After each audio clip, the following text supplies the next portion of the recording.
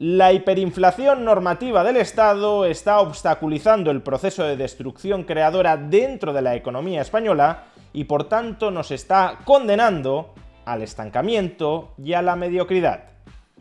Veámoslo.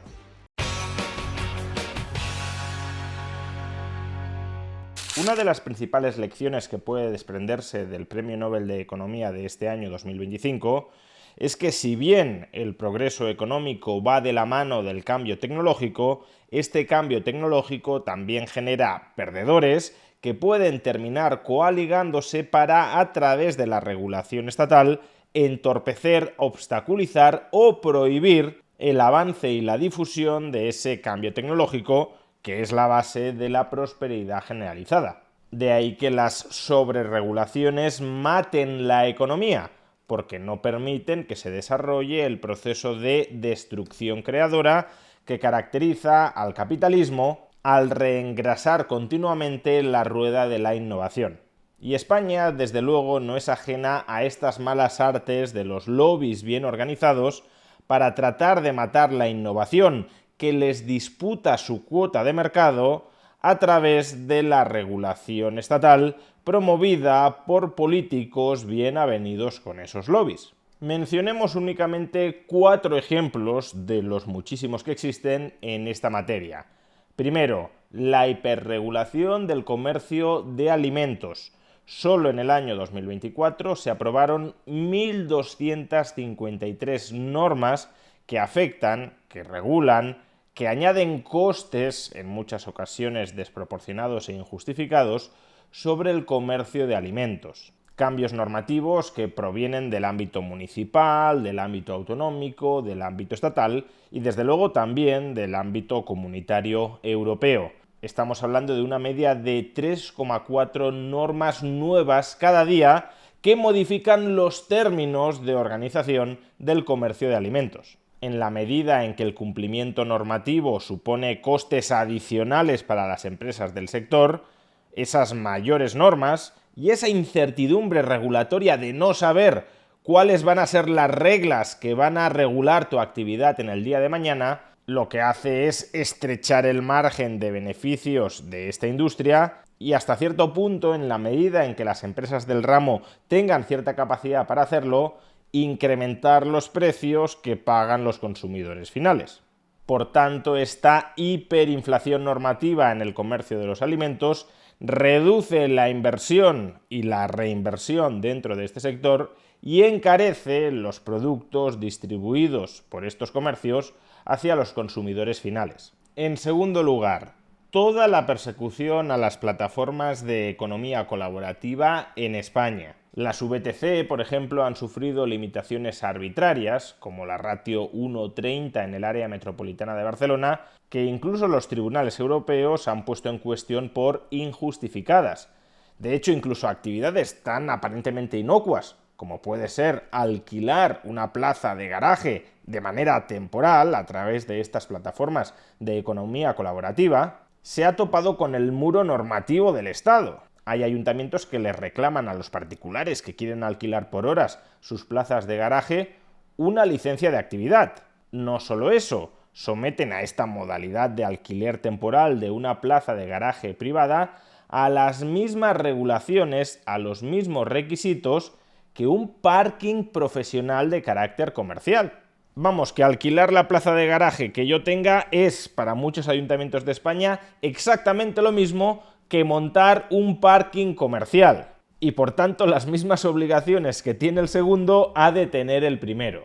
Aunque, por supuesto, ninguna persecución de la economía colaborativa, como la que se ha llevado a cabo y se sigue llevando a cabo en contra de los pisos turísticos. La penúltima ocurrencia en esta materia ha sido crear un registro único de viviendas turísticas. Supuestamente el objetivo de esta medida era aumentar la transparencia en un mercado donde la propiedad y por tanto los anuncios están enormemente atomizados. Pero en la práctica, para lo que ha servido, para lo que ha utilizado el gobierno este registro único, es para ordenar la retirada de más de 50.000 anuncios de viviendas de uso turístico en España. Es decir, lo que en principio era una medida puramente formal, regístrese usted aquí, se ha terminado convirtiendo en una medida punitiva en contra de los pisos turísticos. El objetivo, supuestamente, del gobierno es que si estos más de 50.000 pisos turísticos no se pueden anunciar en las principales plataformas del sector, entonces esos 50.000 pisos turísticos se reconvertirán en pisos de alquiler residencial a largo plazo. Algo que es bastante dudoso que termine sucediendo. Primero, porque este mismo gobierno ya se ha cargado regulatoriamente el mercado del alquiler residencial a largo plazo. Con lo cual, dada la enorme inseguridad jurídica, cuando no directamente controles de precios que existen en este sector, es muy dudoso que los propietarios de pisos turísticos vayan a volcarlos al alquiler residencial a largo plazo.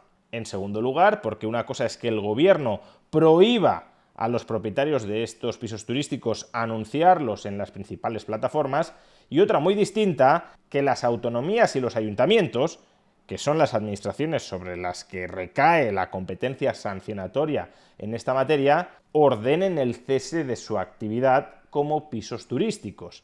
Es decir, que el gobierno central lo que está haciendo en realidad es poner palos en la rueda de la actividad de los pisos turísticos, pero ni siquiera les está prohibiendo que sigan desarrollando su actividad. Y en tercer lugar, porque gran parte de estos más de 50.000 pisos turísticos son pisos turísticos de uso mixto.